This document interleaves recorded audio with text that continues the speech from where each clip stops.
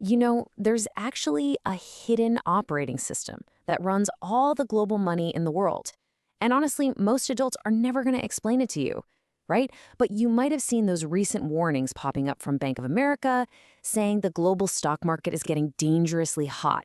Well, today I'm going to share exactly how this high stakes game works. Welcome to the Explainer. Let's go behind the scenes. All right, so here's our roadmap for today. First, the money party. Then, the butterfly effect. Third, the World Financial Cafe. Fourth, the Minsky moment. And finally, number 5, your defense equipment. Let's dive right into part 1, the money party and market overheating. To really grasp this whole overheating concept, I want you to imagine your school for a second. Imagine there's a brand new, super limited edition pair of sneakers dropping. At first, just a few people like them, which is totally normal. But what happens when literally every single person in school wants that exact same pair? Suddenly, all the kids, the teachers, even the principal are lining up. People who don't even play sports are out there borrowing money from friends just to buy these shoes. And why are they doing it? Because they are absolutely convinced that tomorrow, those shoes are going to be worth even more. Notice the math of human greed at play here. Because of all that insane manufacturer demand, a normal pair of sneakers that should cost, say $3,000 is suddenly being hyped all the way up to $30,000. That is crazy, right? This massive price gap perfectly illustrates what we call an overbought asset.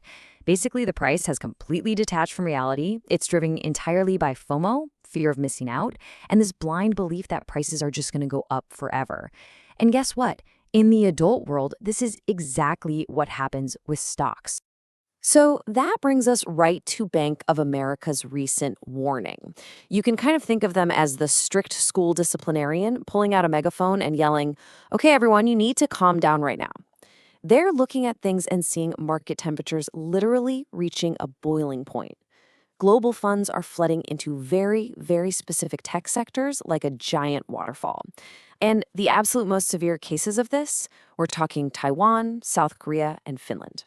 Money is just pouring into these places because of all the hype around AI and microchips, and it's pushing prices up to historical and, honestly, potentially dangerous highs. Moving on to part 2, the butterfly effect and the tech island impact. Now, you have to understand, Taiwan and South Korea aren't just random countries on a map. They are the absolute beating heart of the global AI and chip supply chain. They pump the vital technology into the smartphones, the computers, the servers that the entire world relies on every single day. But right now, because everyone is just so incredibly hyped about AI, global investors have essentially taken all their eggs and shoved them into this one very concentrated basket.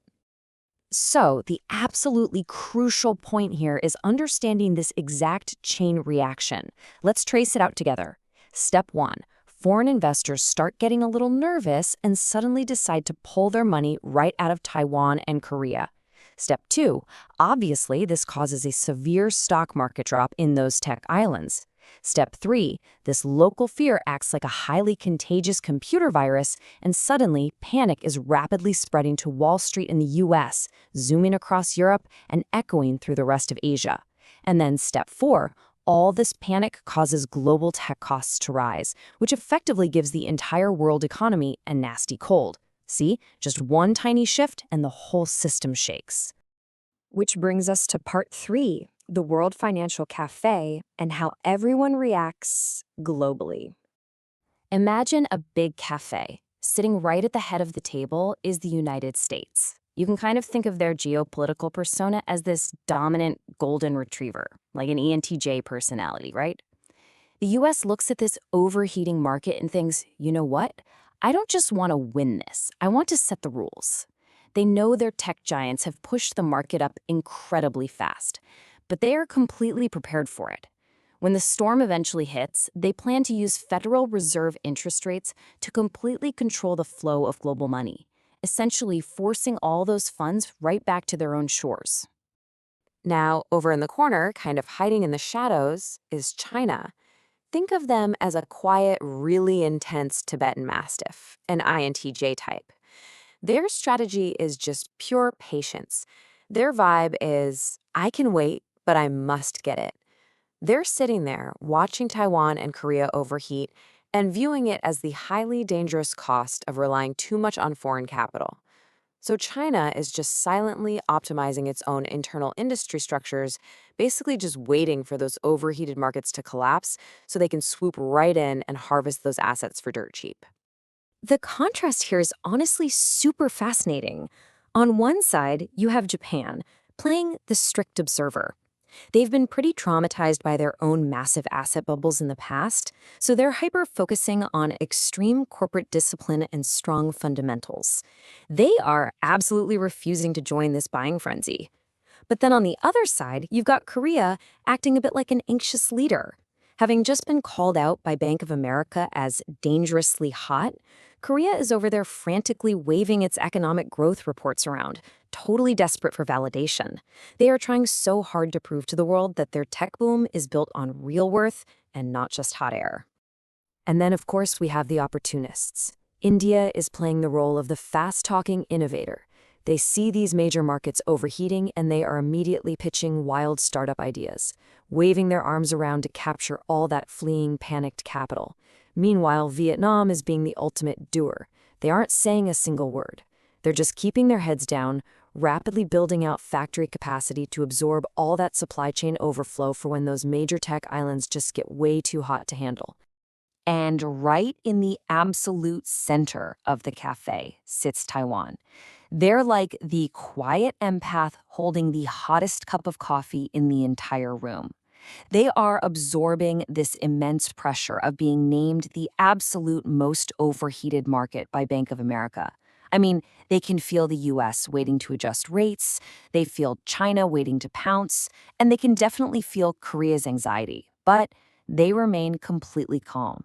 They are silently observing the whole geopolitical chessboard, just relying quietly on the undeniable, true underlying strength of their AI chips. All right, part 4, the Minsky moment and really understanding panic. I know, Minsky moment sounds like a secret code from a sci-fi movie, doesn't it? But trust me, a Minsky moment is a very real, very dangerous thing. It's formally defined as a sudden, major collapse of asset values following a long period of reckless, debt-fueled speculation. And here is the major secret you really need to understand. The exact moment you feel totally invincible, when the economy is just great and literally everyone is borrowing money to buy more and more, well, that is exactly when the crisis secretly begins. Let's break this down using a block-building video game metaphor, all right?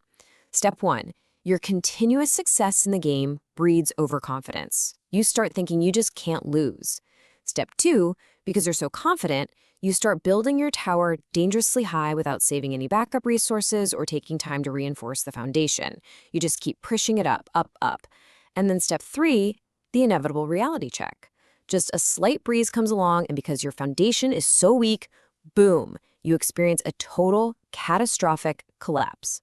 That right there is the Minsky moment in action.